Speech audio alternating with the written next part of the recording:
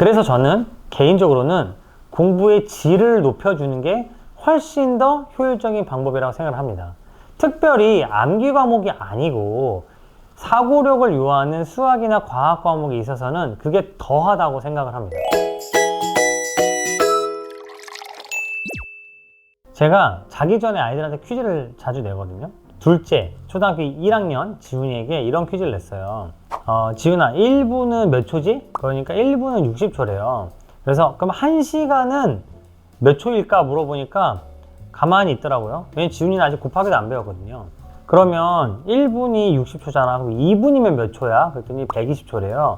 그러면 1시간은 몇 분이라고 했지? 60분.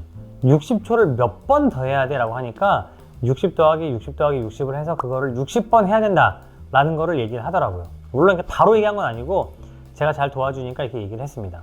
그런데 문제는 여기서부터인데, 현우가 떼굴떼굴 굴러오더니 나도 퀴즈를 내달라고 하는 거예요, 아빠한테. 그래서 저는 현우한테 문제를 내줬죠. 그러면 현우야, 현우는 조금 더 어렵게 해. 현우는 곱하기도 배웠으니까 하루는 몇 초일까? 라고 문제를 내줬어요. 저는 현우가 곱하기를 곧잘 하니까 이 문제를 잘 풀 줄 알았거든요. 근데 의외로 현우가 어려워했습니다. 하루가 1440분, 24시간 곱하기 60분에서 1440분이라는 까지는 현우가 알아냈어요.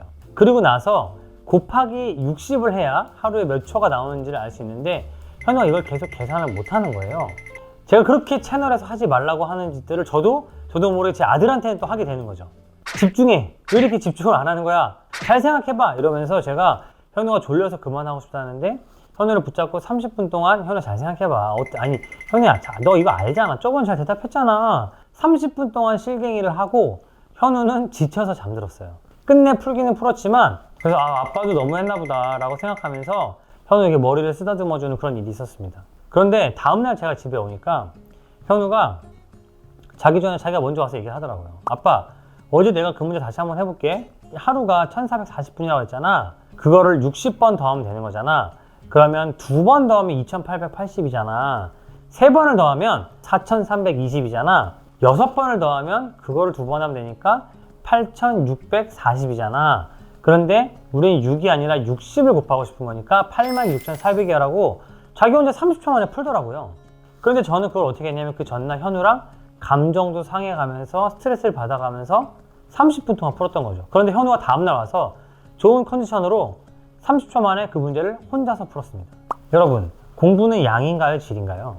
우리 모두 알고 있습니다. 공부는 양도 많아야 되고요, 질도 좋아야 돼요. 그래야 잘할 수 있습니다. 그런데 우리가 공부는 양이냐 질이냐 이거에 대해서 계속 이야기하는 이유는 뭘까요? 그거는 바로 어느 쪽이 먼저냐에 대해서 고민을 하기 때문이에요. 어떤 사람들은 뭐라 그러냐면 공부는 많이 하다 보면 깨달음이 생겨서 잘하게 된다. 어떤 사람들은 공부는 이해를 해야 그 다음부터 효율이 올라가는 거지 무조건 많이 하고 그냥 열심히 한다고 해서 되는 게 아니다라고 생각하는 사람들이 있어요. 그런데 정답은 없고 사람마다 다를 거예요. 저는 교육에 모든 사람에게 적용되는 일반론은 없다고 생각하는 편입니다. 타고난 머리가 굉장히 좋거나 부모님이 고학력자인 아이들일수록 그냥 열심히 하다 보니까 이해가 가는 경우가 많다는 거예요. 즉, 머리가 좋거나 어렸을 때부터 좋은 사고 방식을 잘 전수받은 아이들일수록 그냥 반복 학습을 하다 보면 공부가 이해가 되고 깨달음을 얻는 경우가 많다는 거죠. 거꾸로 얘기하면 그렇게 계속 반복을 하더라도 그 자리에 멈춰있는 학생의 비율이 더 높다는 거예요. 오히려 그런 학생들에게는 한마디 곱하기는 이런 거야, 아니면 로그가 이런 뜻이야, 너는 몰랐지? 이런 깨달음을 줬을 때 아이의 공부에 대한 만족도라던가 성취도가 굉장히 올라가는 걸 저는 목격을 많이 해왔습니다.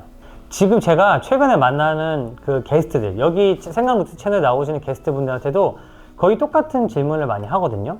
대답은 다 다르죠. 그러나 영재교육 전문가들 그리고 공부를 많이 하신 분들일수록 어떤 대답을 하냐면 반복 학습은 타고난 아이들에게 적합한 방식이다 라고 얘기를 하게 됩니다.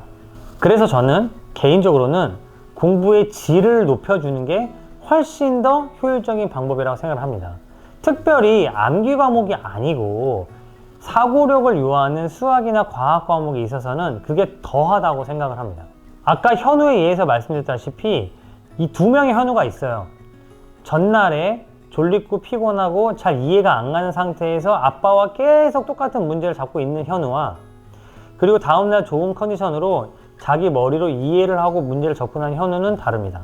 그런데 앞날에 이 피곤하고 되게 하기 싫고 이해가 안 가는 상태의 현우가 아무리 열심히 한다고 하더라도 이 현우를 이길 수는 없어요. 기분이 좋고 이해가 가는 이 현우로 만들어서 공부를 하는 게 훨씬 더 효율적이라고 생각합니다. 우리의 공부에 대한 만족도에까지 영향을 준다고 저는 생각을 하거든요. 기분 좋은 상태로 질 좋은 공부를 쉽게 재밌게 하고 싶으신 분들은 구독, 좋아요, 알림 설정